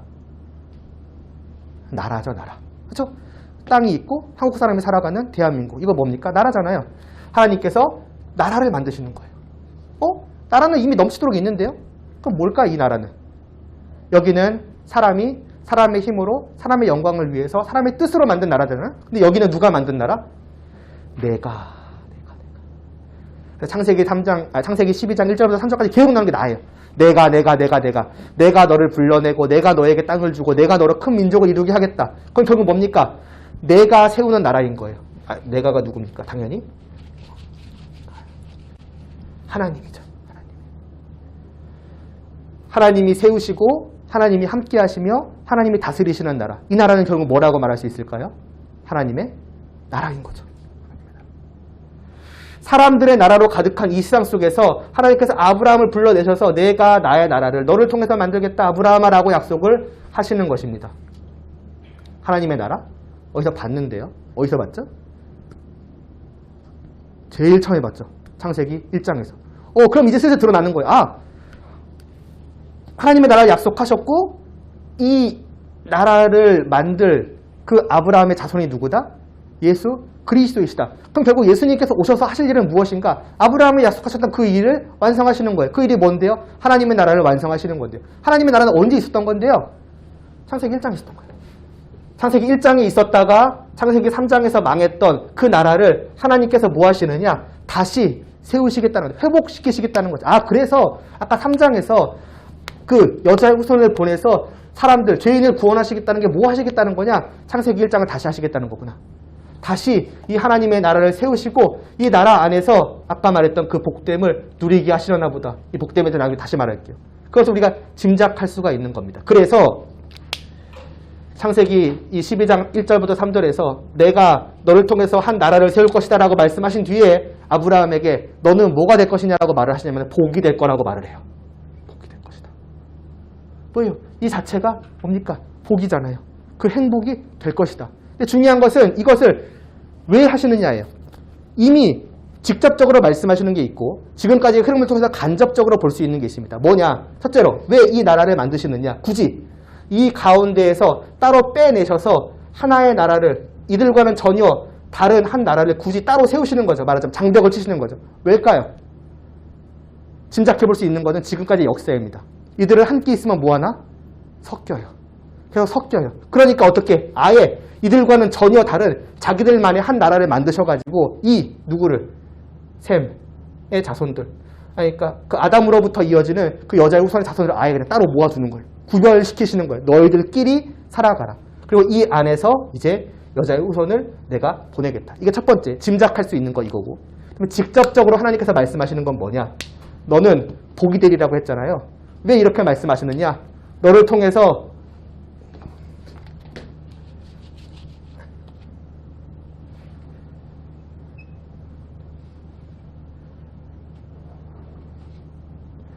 아브라함 너를 통해서 이 세상, 이 사람들의 복을 받을 것이다 라고 하는 겁니다. 이건 직접적으로 말씀하신 거예요. 내가 너로 한 나라를 세우게 하실 것이고 너는 복이 되어서 너를 통해 온 세상이 복을 받을 것이다 라고 말을 합니다. 그럼 이게 뭔 얘기일까요? 지금 이 세상은 어떤 세상입니까? 쉽게 말하면 새까만 세상이에요. 그런데 이 세상 속에 모두가 다 똑같은 세상 속에 하나의 특이한 나라가 등장합니다. 자기들과 전혀 다른 나라예요. 여기는 하나님이 없는 나라. 그런데 하나님의 있는 나라가 등장을 하는 거예요. 쉽게 생각하면 돼요. 다 그냥 그러니까 오물통 속에서 살아간다고 생각을 해보세요. 그러면 모두가 다 새까맣겠죠. 근데 물고기로 합시다. 여기서 완전히 이제 더러운 연못에서 살아가는 물고기들이 있습니다. 다 그렇게 살아가요. 그러면은 당연히 그 연못에 사는 사람들은 이렇게 살아가는 것이 사람이 아니죠. 물고기들은 이렇게 살아가는 것이 자연스러운 거구나. 이렇게 더럽고 더럽다는 생각도 안 하겠죠. 다 똑같이 살아가니까. 우리는 원래 이렇게 살아가는 거야. 야, 우리는 정말 행복해. 이게 행복이지. 그런데 어느 날 내 옆에 하나의 웅덩이가 생깁니다. 아니지. 아예 갑자기 누가 여기서 이 웅덩이 안에 갑자기 웅덩이를 파요. 막 이렇게. 여기다가 막 뭘 막을 세워가지고 다 이렇게 해놓은 다음에 여기는 뭐냐? 정말 맑고 맑은 물이 있는 거예요. 그리고 그 안에 누군가 집어넣어서 하나의 물고기를 딱 집어넣어 주는 거예요. 거기에 살아가는 거예요. 뭡니까? 자기와 전혀 다르게 살아가는 모습을 보이는 거죠. 뭐야? 원래 이렇게 그 더러운 웅덩이에서 살아가는 게 당연한 게 아니었어? 근데 저기 뭐야? 저기 깨끗하다는 거구나. 그럼 우리는 뭐야? 우리는 더러운 거구나. 왜냐하면 비교 대상이 있어야 자기를 확인할 수가 있는 거잖아요. 그게 확인이 되는 거예요. 하나님이 있대. 하나님을 믿는데 그리고 하나님과 함께하는 게 복되대. 그거를 이 사람들이 이제 눈으로 보기 시작하는 것이죠. 그럼 어떻게 되겠습니까? 비교하는 거예요. 과연 내가 좋냐? 얘가 좋냐? 그래서 어떤 사람들은 그릴 데가 없네. 어떤 사람들은 여기를 보고서 축복을 합니다. 12장 1절에서 3절에 그 얘기가 나요. 너를 축복하는 자를 내가 축복하겠다. 축복한다는 얘기가 뭐겠습니까? 좋다는 얘기예요. 야, 너네가 진짜 복되구나. 너네가 정말 좋은 나라구나. 그 얘기는 무엇입니까? 나도 여기서 살기보다는 너희 나라로 들어가서 살고 싶다. 그 얘기죠. 그 자들에게 하나님께서 축복하신다. 무슨 얘기겠습니까? 다 들어오게 하시겠다는 거예요. 그러니까 하나님의 축복은 이런 식으로 주어진다는 것이죠. 이 나라 안으로 이 나라를 먼저 세워두시고 이 밖에 있는 자들은 그래 그렇게 더럽게 살다가 죽어라가 아니라 이 나라를 보고 지금이라도 늦지 않았다. 빨리 일로 돌아와라. 들어와라. 이게 하나님의 축복인 것이죠. 반대로 너를 저주하는 자도 있을 것이다. 야, 뭐 그렇게 살아. 야, 그게 무슨 행복이야. 우리는 이렇게 살 거야. 저주하는 거죠. 그럼 그 자들은 어떻게? 그냥 그대로 사는 거예요. 이 역할을 아브라함과 그 자손들로부터 세워지는 하나님의 나라의 역할입니다. 곧 구약의 이스라엘이요. 오늘날에는 무엇일까요? 교회죠. 우리들이죠. 하나님을 믿지 않고 주일에 다 나가 노는데 굳이 주일날 와가지고 일주일에 1시간, 2시간, 막 3시간씩 살아가면서 야, 쉬는 날도 없이 저렇게 살아가는 걸 안식이라고 말을 하고 있는 이상한 사람들이 있는 거죠. 자기들과는 전혀 생활 그 패턴이 다르고 자기들이 행복하다라고 말하는 것과 다른 걸 행복하다고 말하는 이상한 사람들이 있는 거예요. 그럼 이제 보는 거죠, 세상 사람들을. 왜 저렇게 사냐, 쟤네는. 잘 보면서 어떤 사람들은 깨닫는 거죠. 저렇게 살아가는 방법도 있구나. 저렇게 살지 않는 것이 사실은 비참한 것이었구나. 그럼 어떻게? 나도 저렇게 살고 싶다. 나도 저 안으로 들어가서 저 행복을 누리고 싶다. 나를 받아주세요라고 하는 자들은 그 교회 안으로 들어오는 거죠. 하나님께서 안 막으신다는 거죠. 근데 하나님께서 에베베베 하는 게 아니라 부럽지 이게 아니라 다 들어오게 하신다는 거예요. 교회 안으로. 다 들어와서 이 복을 누려라라고 하는 겁니다. 이 복 누려라. 그게 이스라엘의 역할이요. 그게 교회의 역할인 거예요. 구약의 하나님의 나라의 역할은 그러한 것이 있었다라고 하는 것이죠. 그러기 위해서는 어떻게 해야 되겠습니까? 당연히 교회가 복되게 살아가야 되는 것이죠. 맑은 물에 살면서도 그게 행복한지 모르고 맨날 울고 있으면은 이 나라를 보고서 누가 복되게 여기겠습니까? 그렇겠죠. 그러므로 이스라엘 백성들에게는 분명한 특권이자 의무가 있는 거예요. 하나님과 함께하는 것이 특권이요. 의무는 무엇입니까? 그 복됨을 진짜로 누리는 거죠. 제대로. 날마다 하나님을 바라보고 하나님과 함께 살아가는 그 행복을, 그 특권을 마음껏 누릴 때에 그들이 해야 될 그 의무를 다 할 수 있는 것이죠. 반대로 하나님의 나라라고 하는 이 공간 안에는 있으되 이들과 하등 다를 바 없이 똑같이 흙탕물에 살아가는 것처럼 살아간다. 그러면 어떻게 되겠습니까? 이스라엘 나라의 역할은 아무것도 하지 못하는 거예요. 그 복으로서의 역할은 하나도 하지 못하는 거예요. 오늘날 우리도 마찬가지인 것이죠. 주일날 오든 안 오든 간에 하나님을 믿는 것으로 인한 그 행복함이 하나도 드러나지 않는다. 그러면은 사실은 교회의 존재 의의는 없는 거나 마찬가지입니다. 신약의 사도행전 때에 그걸 가장 잘했던 게 초대교회였어요. 초대교회 때에는 그 로마 사람들, 아무튼 그 당시 사람들이 교회의 모습을 자기들끼리 떡을 떼고 뭐 먹으면서 하나님을 예배하는 그 모습을 보면서 어떻게 했느냐, 자기들과 생활 습관이 완전히 다른 저들의 모습을 보면서 저는 이상한 사람들이다, 미친 사람들이다, 그렇게 넘어간 것이 아니라 오히려 찬양했다고 해요. 칭송했다고 해요. 왜입니까? 부러워 보이는 거예요. 야, 저렇게 살아가는 모습이 있구나, 저게 진정한 행복이구나. 그리고 나서 어떤 말씀이 나오냐면 그 뒤에 찬양하고 그 뒤에 하나님 그 날마다 그 안으로 들어오는 사람들을 늘어나게 하시더라. 수천 명씩. 그게 무엇입니까? 이 일이 일어나고 있는 것이죠. 아, 교회 안으로 나도 들어가야지. 수많은 사람들이 이 교회를 보고서 부러워하며 축복하며 들어오게 되는 거예요. 아무튼 이런 일을 하나님께서 하시는 거였다. 그래서 세상 나라, 사람들의 나라 속에 하나님의 나라를 만드실 그 약속을 분명하게 보여주시고,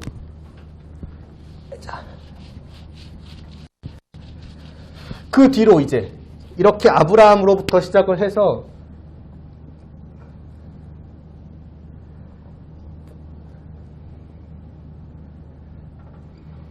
이상 야곱이 아니지.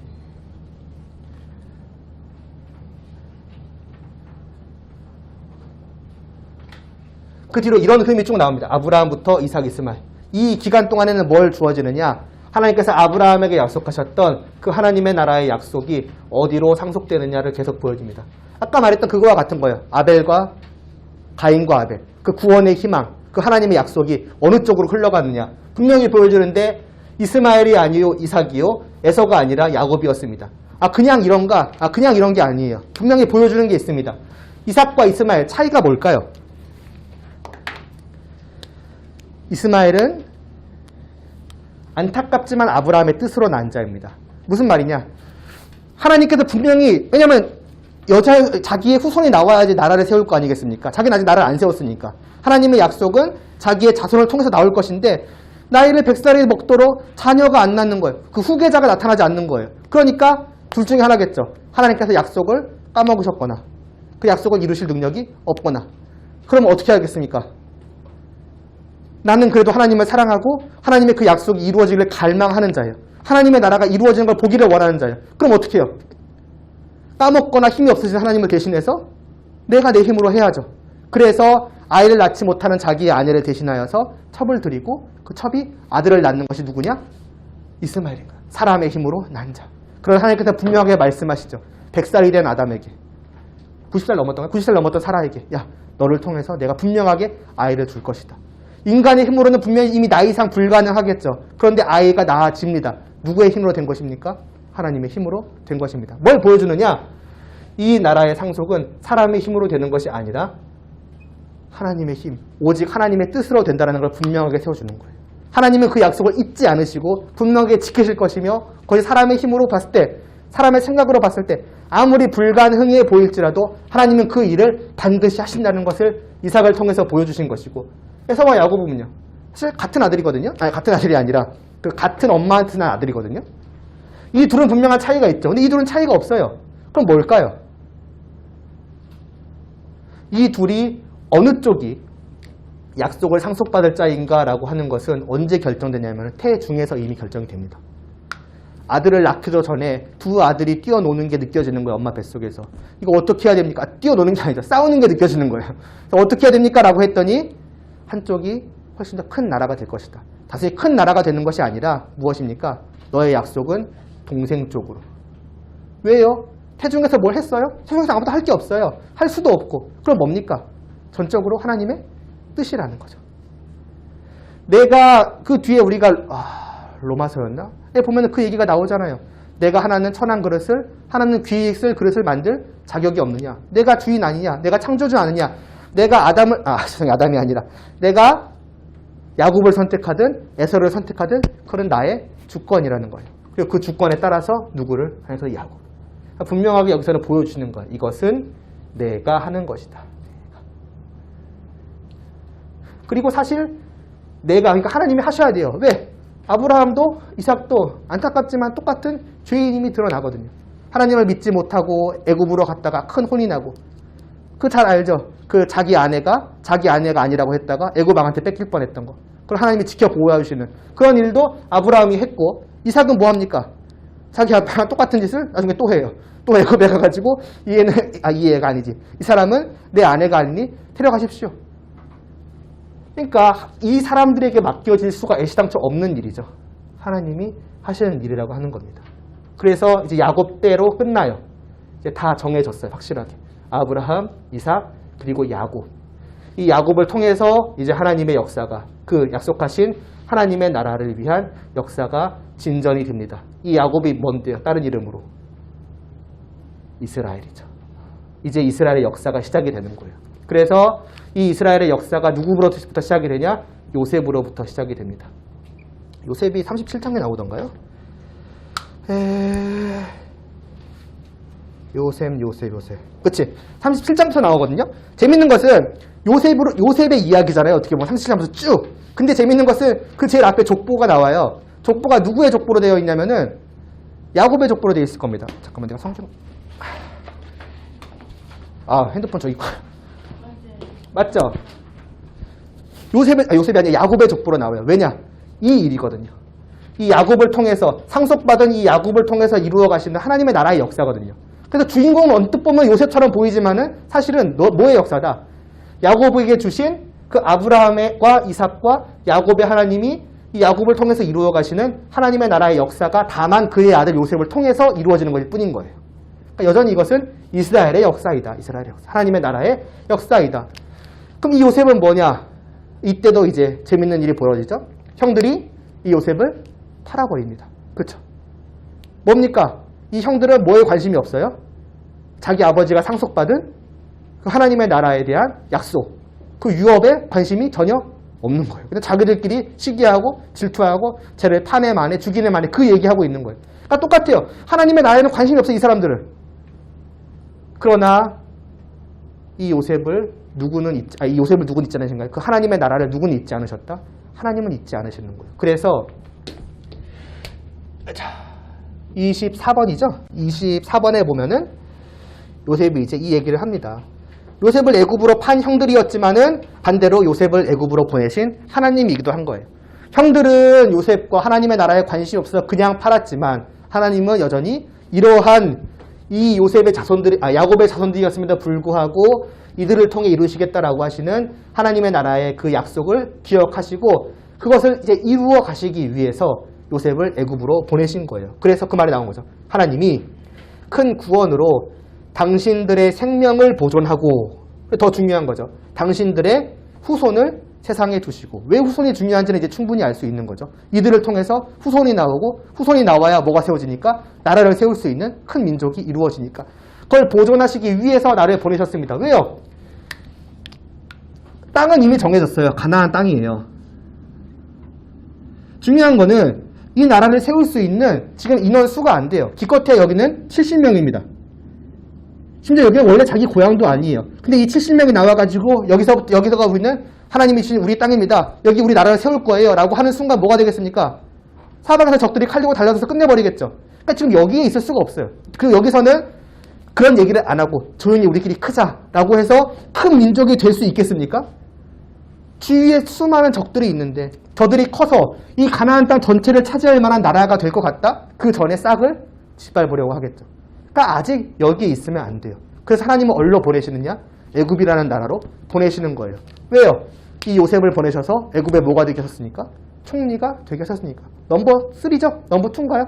넘버 2, 3가 되는 거예요. 뭐냐면은 적어도 자기의 그 70명을 정말 잘 보살피고 그들이 잘 자랄 수 있을 만큼의 권력이 이미 주어진 상태인 거예요. 그래서 이들을 통해서 하나님께서는 이 요셉을 통해서 이를 총리로 삼으시고 이 가나안 땅에 있던 이 70명의 사람들을 얼로 애굽으로 데리고 오시고 그 애굽 사람들과 좀 떨어져 있는 이쪽 고센 지역에서 아예 이 땅 전체를 주어서 여기 너희 땅이야 라고 해서 살 수 있게 하시는 거예요. 뭐 이제 준비가 되는 거죠. 큰 민족이 될 수 있는 준비를 해 놓으신 것입니다. 그래서 보시면 26번 보시면 그래서 이렇게 창세기가 끝나거든요. 창세기가 끝나자마자 출애굽기 1장에 들어와서 그래서 이 얘기가 나오는 거예요. 뭐냐? 야곱의 허리에서 나온 사람이 모두 72호 그랬는데 요셉도 죽고 그 야곱의 모든 형제들이 다 죽은 뒤에 시간이 지나서 뭐냐? 이스라엘 자손은 생육하고 불어나 번성하고 매우 강하여 온 땅에 가득하게 되었더라. 말 그대로 이 땅을 가득 채울 만큼 민족이 커졌다는 것이죠. 심지어는 이것을 보고서 이 사람들이 두려워하기까지 합니다. 야, 쟤네 잘못하면은 우리나라를 말하자면 먹는 거 아니야? 우리와 싸워서 이기고 떠나는 거 아니야? 뭡니까? 이미 애굽이라는 그 왕이 견제를 할 정도로 이 사람은 이미 큰 민족이 되었다는 거죠.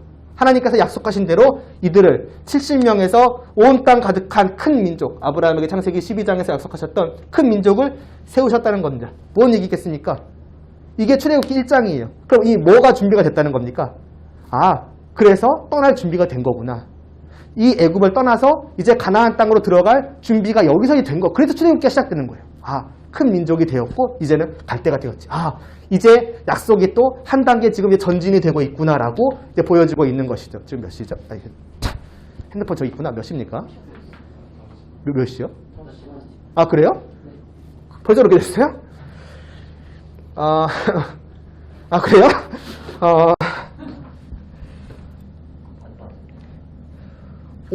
5분만 쉬고 25분만 더 하고 끝내죠. 일단 오늘은 일단 5분만 잠깐 쉴게요. 생각보다 이건 원래 오늘 끝내려고 그랬던 거거든요. 다음 주에 또 있어요. 오늘 이거 좀 있나요? 네, 그 생각을 했었는데 이 진행이 느리네요.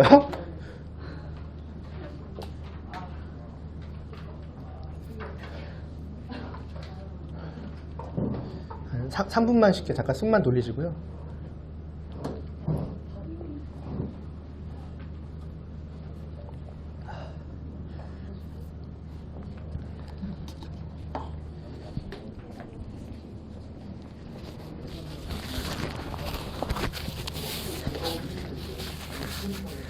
재밌는 게 뒤에 나오거든요. 출애굽기 마지막 쪽에.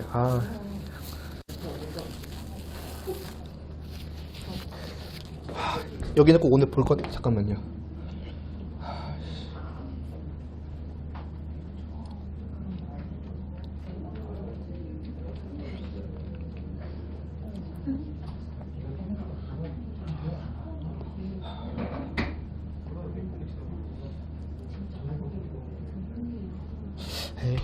일단 그만 쉴게요. 일단 최대한 하겠습니다. 하고 최대한 할 수 있는 데까지 하고 갑자기 재밌는 게 뒤에 있는데 왜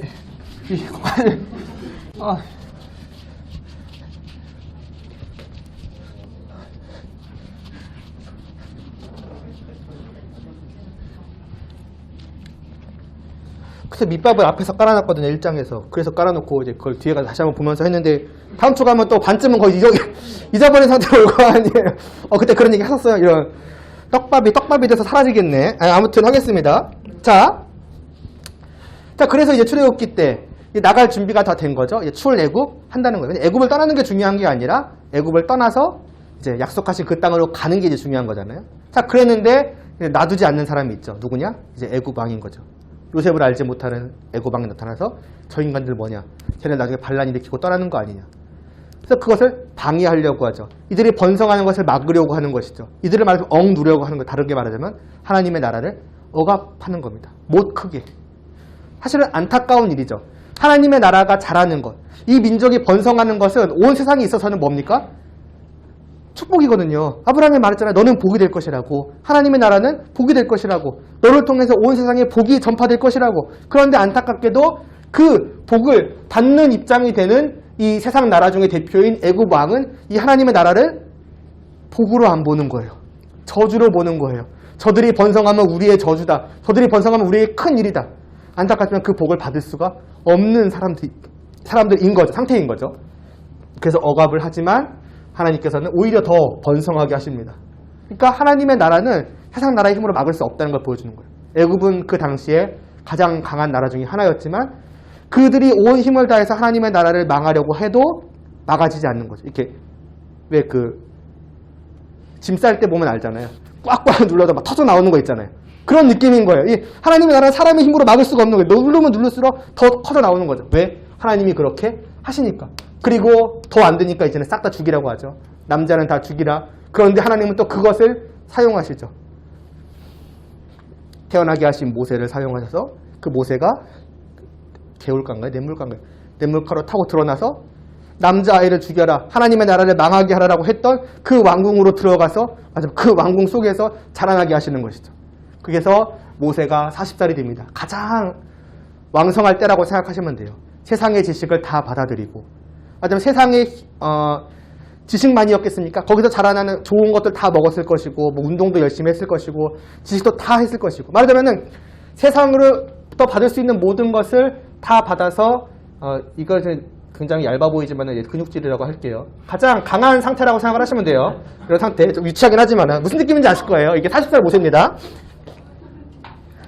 40살 모세예요. 그러니까 우리가 생각했을 때는 하나님의 지금 그 이스라엘을 구원하는 말하자면 하나님의 나라의 지도자로서의 일을 가장 잘 할 수 있는 최상의 때에 지금 모세가 등장하는 겁니다. 다시 왕궁으로 들어갔다가 이 모세가 보니까 이스라엘 사람이 고난을 받고 있는 걸 보는 거예요. 그 애굽 사람한테 빼맞고 있는 걸 보는 거예요. 사실은 이 사람은 어떻게 생각하면 이미 왕궁에서 자란 애굽 사람이거든요.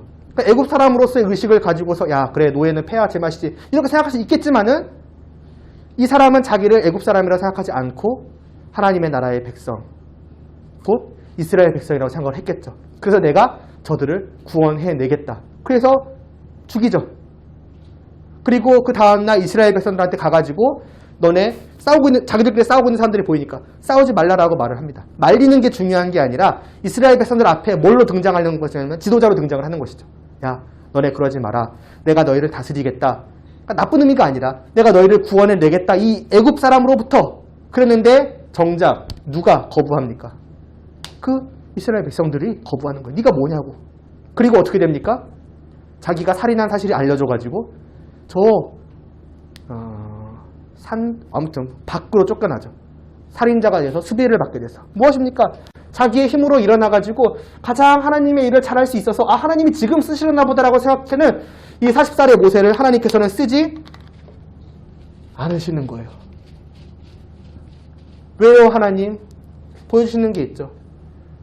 사람의 힘이 중요한 게 아니라는 거죠. 하나님의 나라가 애시당초 사람의 힘으로 됐을 거였으면 하나님이 나서실 필요도 없을 거예요. 이 나라는 사람의 힘이나 사람의 뜻이나 사람의 능력이나 사람의 의지로 또 다르게 말하자면은 애굽에서 자랐잖아요. 세상의 최고의 지식들을 받아놓은 거예요. 그러나 그 세상적인 힘, 하나님과 관계없는 그런 것들로 되어지는 것이 아니라는 거예요. 왜냐? 여기는 누구의 나라니까? 하나님의 나라니까. 하나님의 나라는 누구의 힘으로 되어지는 것이니까? 하나님의 힘으로 되어지는 것이니까. 그래서 하나님께서 아브라함이 아니라 이 모세를 부르시는데 몇 살에 부르십니까? 80살에 부르세요. 늙은 사람이에요. 왕자도 아니에요. 심지어는 그냥 그걸 뭐라고 하죠? 양치기죠. 양치로 다니는 사람일 뿐이에요. 80살인 모세를 부르셔서 내가 너를 보내겠다. 저들을 구원하겠다. 모세가 뭐라고 합니까? 아, 기다리고 있었다고. 내가 40년간 이를 갈면 안 되죠. 뭘 갈고 있었다고 하냐? 그래. 칼을 갈고 있어. 이 얘기를 할 법한데? 아니죠. 이미 모세는 모든 걸 다 내려놓았어요. 하나님, 제가 뭐라고요? 저는 힘도 없고 뭐도 없고 아무것도 없는 사람입니다. 저는 아무것도 할 수 없는 사람입니다. 근데 바로 그 모세를 하나님께서 쓰시는 거죠. 왜요? 자기는 아무것도 할 수 없으니 오직 누구밖에 의지할 게 없는 거예요? 하나님의 힘밖에 의지할 게 없는 거예요. 자기의 힘은 아무것도 없으니 오직 누구만이 드러나는 거예요? 하나님만이 드러나는 거예요. 그래서 하나님이 말씀하시는 거죠. 내가 있다고. 내가 누구냐? 하나님의 이름을 밝히시죠. 여호와라고. 여호와라는 뜻은 스스로 있는 자입니다. 스스로 있는 자는 무엇입니까? 스스로 있지 않는 자를 생각을 하면 돼요. 스스로 있지 않는 자는 무엇입니까? 스스로의 힘으로 태어나지 않았고 스스로의 힘으로 살아갈 수 없는 사람을 의미합니다. 철저하게 의지하여 살아갈 수 없는 사람들, 모든 피조물을 말하죠. 반대로 생각하면 여호와라는 것은 무엇입니까? 스스로 있는 자예요. 누구로부터도 창조되지 않았고 처음부터 스스로 계셨고 스스로의 힘으로 있으실 뿐더러 온 세상 만물을 만드셔서 모든 것들을 종속하시는, 모든 것들의 창조주이신 하나님. 내가 있다. 내가 너와 함께하니 너는 모든 것을 할 수 있다. 그러니까 사람은 가장 힘이 많을 때 모든 걸 하는 것이 아니라 하나님의 사람은 스스로 아무런 힘도 없다고 여기고, 물론 진짜 힘이 없는 거랑 또 다른 느낌이죠. 정말 겸손한 거죠. 오직 하나님만을 믿고 의지할 때에 하나님의 모든 일이 되어지는 것이고, 이 모세를 하나님께서는 이제 애굽 왕에게 보내시는 거예요. 그래서 그 유명한, 제가 다 유명한 얘기라고 말을 하는데 10가지 이제 재앙, 이건 진짜 유명하죠. 10가지 재앙이 나타나는 것입니다. 애굽 사람들이 신으로 생각해왔던 모든 것들을 다 사용하시는 거예요. 그래서 재앙을 내리시는 거죠. 무엇입니까? 너네가 믿는 신, 너네가 신이라고 생각했던 모든 것들은 뭐다? 다 내 피조물일 뿐이다. 왜냐? 하나님께서 자기 마음대로 다 하시니까요. 그걸 하나님께서 분명히 보여주시고 나가시는 거예요. 애굽에게 보여주시고 온 세상에 보여주시는 거예요. 내가 진짜 신이라는 거죠. 나만이 여호와, 나만이 진정한 창조주이시라는 것을 애굽 왕에게도 보여주시고 이스라엘 백성들에게도 보여주시고 이 애굽을 주목하는 온 세상 사람들 앞에서 하나님의 이름을 널리 떨치시는 것입니다. 그리고 제일 그 마지막이 무엇입니까? 죽음이죠.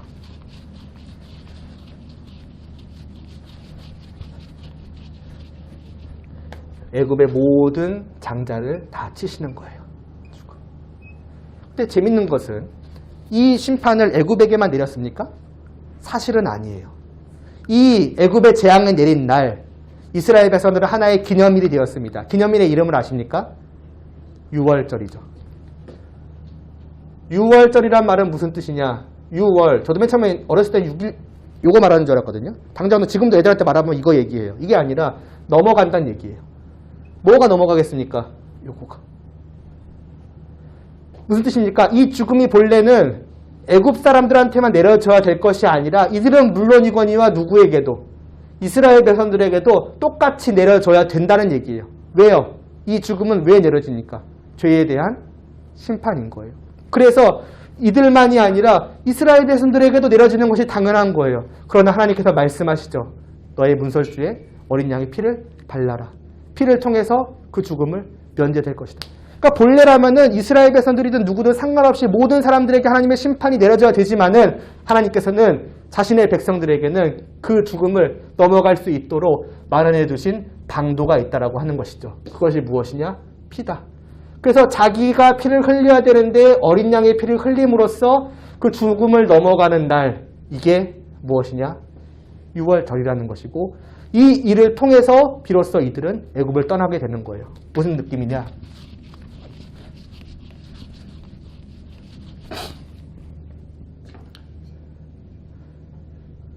그냥 떠나는 게 아니라 가나안으로 가는 거잖아요.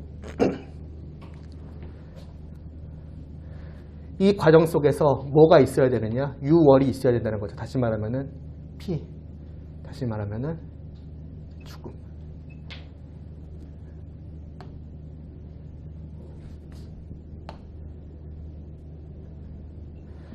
그러니까 이 세상 나라 애굽의 노예로 살던 백성들이 이 세상으로부터 건짐을 구원을 받고 해방을 받아서 하나님의 나라로 들어가는 이게 말하자면 우리의 구원이라고 말을 할 수 있는 것인데 이 구원에 있어서 중요한 것은 무엇이냐? 나를 대신할 피를 통해서 내게 주어질 죽음을 넘어가야 되는 것이 필요하다는 것이죠. 뭘 보여주시는 겁니까? 우리의 구원의 모습을 보여주는 것이에요. 애굽에서 그러니까 세상에 속해 있던 자들이 거기서 건짐을 받아서 하나님의 나라로 들어가는 그 구원은 그냥 이루어지는 것이 아니라 그래 그냥 일로 와 이게 아니라 거기에는 반드시 피가 있다는 것이죠. 죽음이라고 하는 과정이 분명히 필요하다는 것이죠. 다만 그 죽음은 내 죽음이 아닐 뿐. 본래 죽어야 되는 나를 대신해서 누군가가 이때는 어린 양이지만은 누군가가 피를 흘림으로써 우리는 죽음에서 넘어져 가고 하나님의 나라로 들어가게 된다. 예수 그리스도를 미리 하나님께서 이러한 일들을 통해서 보여주시는 거예요. 이스라엘 백성은 이것을 그냥 했겠습니까? 아, 지금 내가 원래는 죽어야 되는데 나를 대신해서 어린 양이 죽었구나. 저 어린 양의 죽음을 통해서 내가 건짐을 받고 마침내 이 세상에서 구원함을 받아서 하나님의 나라로 들어가는구나라는 것을 실감나게 느꼈겠죠. 왜냐하면 그들은 직접 거기에 피를 발랐으니까. 그 피를 통해서 저쪽에서는 죽어가는 소리가 들리는 거예요. 울부짖는 소리가 들은 거예요. 근데 그 가운데에서 자기들은 무사히 건짐을 받고 떠나가는 걸 느끼는 거예요. 생생하게 경험을 한 거죠. 아, 우리로 말하자면은 예수님의 피를 통해서 우리가 죽음으로부터 건짐을 받아서 지금 하나님의 나라로 들어가는구나라고 하는 게 실제로 이루어지는 죽음을 통해서 보여주시는 거예요. 하나님께서. 그리고 그 뒤에 보시면 이렇게 가는 길에 뭐가 함께했는지 기억하십니까? 자, 내가 여기까지 했다. 야, 내가 10가지 재앙도 내렸고. 야, 내가 죽음에서도 건져줬다. 자, 이제 그래서 내가 애굽으로부터 탈출시켜줬다. 그러니까 이제부터 자, 출발, 가라. 이게 아니었어요. 이스라엘 백성들이 걸어가는 길에는 항상 함께했던 게 있었습니다. 뭡니까? 불기둥과 구름기둥이에요. 이 둘이 언제나 이스라엘 백성들과 함께하며 뜨거운 밤에는 이 불기둥이 그들을 데펴주며 뜨거운 밤? 차가운 밤이죠? 차가운 밤에는 불기둥이 그들을 데펴주며 뜨거운 낮에는 구름기둥이 그들을 식혀주며 지켜주고 보호해주며 심지어는 그 불기둥과 구름기둥이 항상 이스라엘 백성들 앞서갔다라고 말씀하고 있습니다. 어디 갔냐? 12장 32번이에요. 12장 21절. 그래서 그냥 낮에는 구름기둥으로 밤에는 불기둥으로 하자고 제일 앞에 보면 뭐라고 말합니까? 여호와께서 그들 앞에서 항상 함께 하시는 거예요. 그것을 눈에 보이지 않는 하나님의 함께 하심, 눈에 보이지 않으시는 하나님의 보호하심, 눈에 보이지 않으시는 하나님의 인도하심을 하나님은 이 이스라엘 백성들이 분명히 보아 알 수 있도록 그 당시에는 보여주신 거예요. 눈으로 볼 수 있게. 뭘로? 눈에 보이는 불기둥과 눈에 보이는 구름기둥으로. 그러니까 실물로 보여주신 거죠. 영적인 하나님, 눈에 안 보이시는 분이시니까. 그래서 불기둥과 구름기둥을 통해서 아, 이들은 지금 하나님이 우리와 함께 하시는구나. 둘이에요. 함께 하시는구나. 구름이에요. 이거를 이들은 항상, 왜냐하면 자기들 앞에서 항상 같이 가니까 이거를 그들은 늘 생생하게 보여주는 거죠. 뭐냐? 이 길은 야, 내가 너를 위해서 죽지 않았냐? 피 흘리지 않았냐? 그러면 내가 여기까지 했으면은 해도 너무 많이 한 거 아니야? 그러니까 너가 여기까지 와. 이제부터 하나님의 나라까지 오는 거는 너에게 달려있어가 아니라는 것이죠. 여기서부터 여기까지 오는 모든 여정도 뭐가 함께 하신다? 하나님이 함께 하신다는 거예요. 불기둥과 우리에게는 물론 불기둥과 구름기둥은 아니죠. 우리에게는 눈에 안 보이시는 그 하나님이 그냥 실제로 함께 하시는 거예요. 직접. 그러니까 뭐니까 이 길은 우리가 걱정할 필요가 없다는 거예요. 야, 이거 설마 내가 지금 구원함을 받았는데 이제부터 내 손에 달린 거 아니야? 내가 저까지 갖고 가야 되는 거야? 걱정할 필요가 없다는 거예요. 하나님이 내가 너와 함께한다. 걱정할 필요가 없다. 내가 너와 함께하니 반드시 너를 데리고 저기까지 갈 것이다라는 것을 확실하게 이들을 통해서 보여주시는 것이고 우리는 이들을 통해서 영이신 하나님을 직접 눈으로는 보지 못하지만 믿음으로 보는 거예요. 아, 지금 나의 그 구원의 길도 구원의 여정도 하나님께서 이와 같이 함께 하시는구나. 우리는 믿음으로 이걸 바라보는 거죠. 그래서 우리는 평안함을 느끼는 거죠.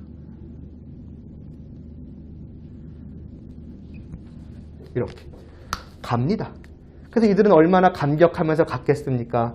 가는 와중에 제일 먼저 눈에 보이는 것은 무엇이다? 홍해바다였더라. 이것도 뭐 계속 말하지만 이것도 유명하죠.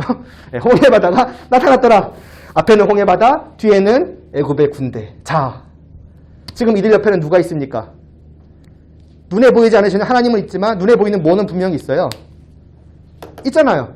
어떻게 보면 믿음이라고 하는 게 필요가 없어요. 눈에 보이는 게 분명히 있으니까. 누가 함께 하신다? 하나님이 나와 함께 하신다. 걱정이 있습니까? 없습니까? 걱정이 없을 거예요. 제가 생각해도 그래요. 이건 기적 아닙니까? 말이 안 되는 일이잖아요. 이것만 봐도 두려워할 게 없을 것 같아요. 그러나 이스라엘 백성들은 뭐라고 말하는지 보십시오. 굉장한 말을 합니다. 출애굽기 14장 11, 12절 33번입니다. 애굽에 매장지가 없어서 당신이 우리를 이끌어내어 이 광야에서 죽게 하느냐라는 놀라운 말을 하죠. 야, 우리를 죽이려고 여기까지 데려왔어. 야, 우린 애굽에서 죽을 수 있어. 이 얘기하는 거죠. 심지어 우리가 애굽에서 당신에게 이른 말이 이것이 아니냐. 이건 이제 모세에게 한 말이지만 뭐라 이르기를 우리를 내버려 두라.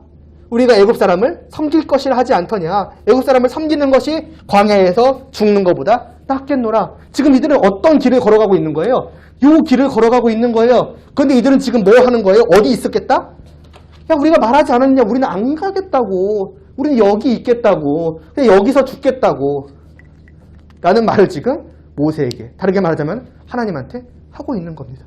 굉장한 사람들인 거죠, 어떻게 보면은. 그러니까 지금까지는 창세기 11장까지는 온 세상 역사를 통해서 어떻게 보면 뜨문뜨문 있었잖아요.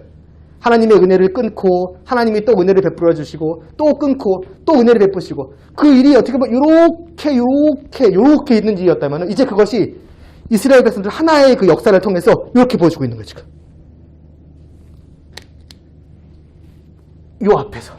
그리고 그 전에는 뭡니까? 10가지 재앙이에요.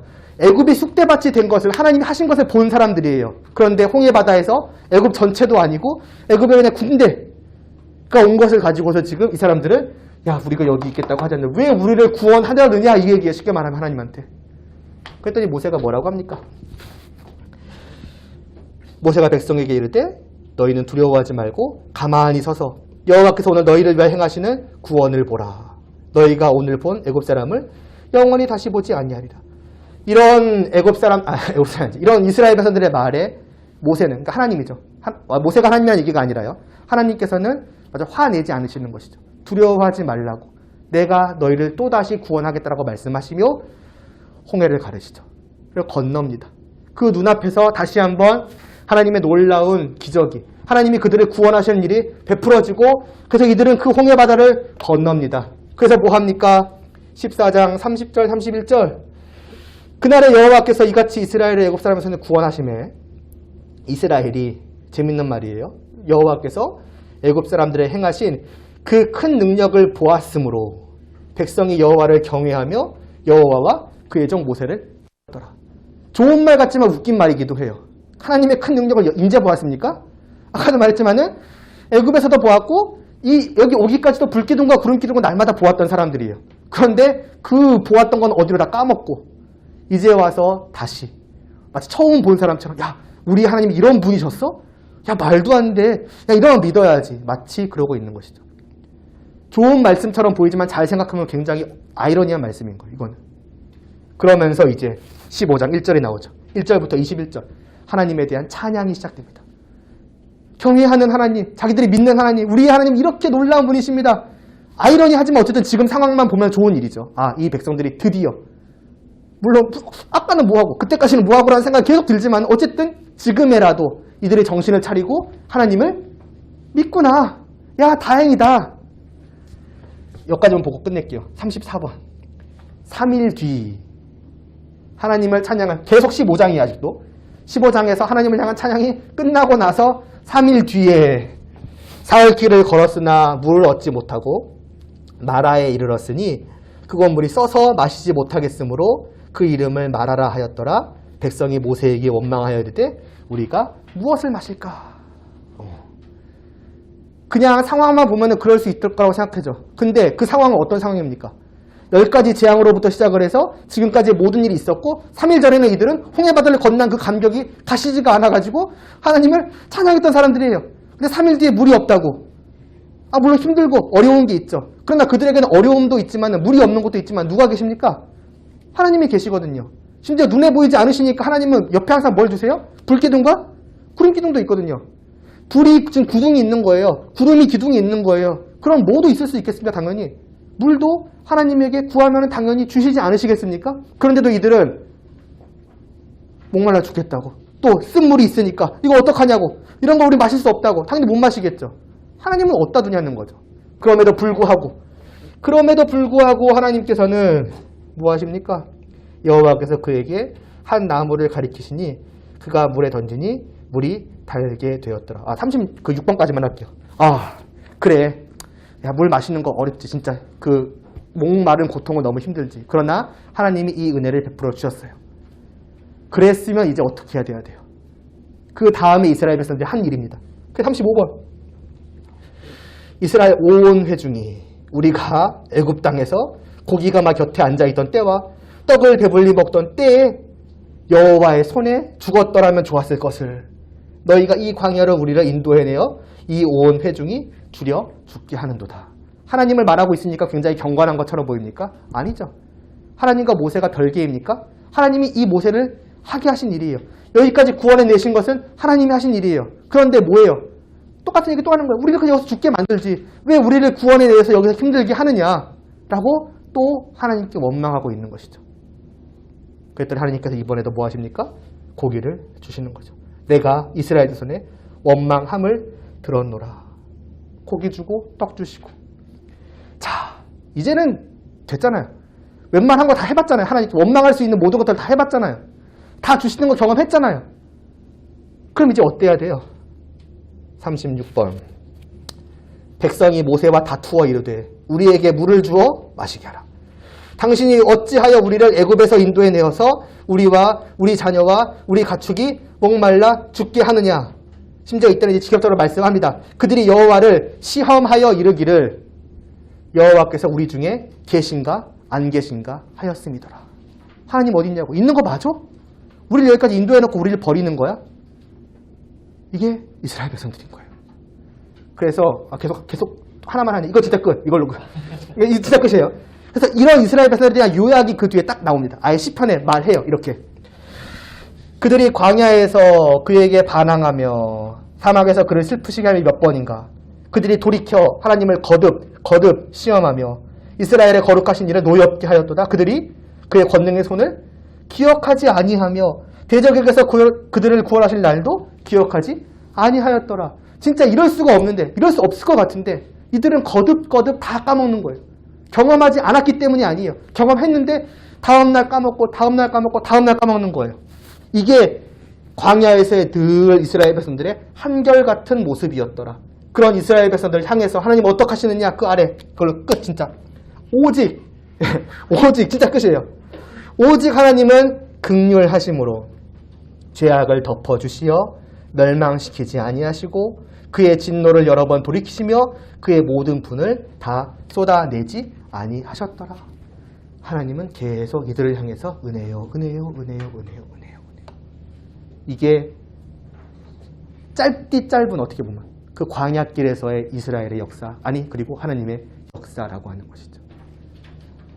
이런 이들을 데리고 이제 시내산까지 갑니다. 여기서 이거 다 합시다. 원래 이게 제일 재밌거든요. 시내산. 이거는 다음 주죠. 이제 다음 주는 이걸 이제 이 마무리를 하는데 뭐 지금 상태로 보면은 이걸로 하고 끝날 것 같긴 하네요. 어쨌든 상황 봐서 더 하도록 하겠습니다. 일단은 여기까지 지금 온 거예요. 잘 기억해 놓으셨다가 다음 주 갔을 때 반쯤 까먹고 오지 마시고 이 어떤 흥분, 뭐 나만 흥분했는지 모르겠는데 이 흥분을 가지고 다음 시간에 좀 왔으면 좋겠습니다. 마무리하도록 하겠습니다. 잠깐 기도하고 여기서는 마무리를 할게요.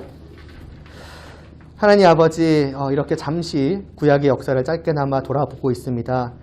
계속해서 하나님의 역사를 보게 하여 주시고, 정말 이렇게 끊임없이 하나님의 그 구원의 그 끈을, 그 희망의 끈을 끊어버리는, 정말 거듭 죄악과 죄악을 더하며 거듭 하나님께로부터 돌이키는 이들을, 그럼에도 불구하고 계속해서 은혜 베풀어 주시는, 이게 바로 하나님의 구원의 역사라는 사실을 저희로 보게 하여 주시고 바로 하나님이 이러한 분이시구나라고 하는 것을 알게 하여 주시옵시고, 이러한 구원의 역사가 또한 주님께로 어떻게 이어져 가는지를 저희로 알 수 있게 하여 주시옵소서. 예수님의 이름으로 기도드리옵나이다. 아멘.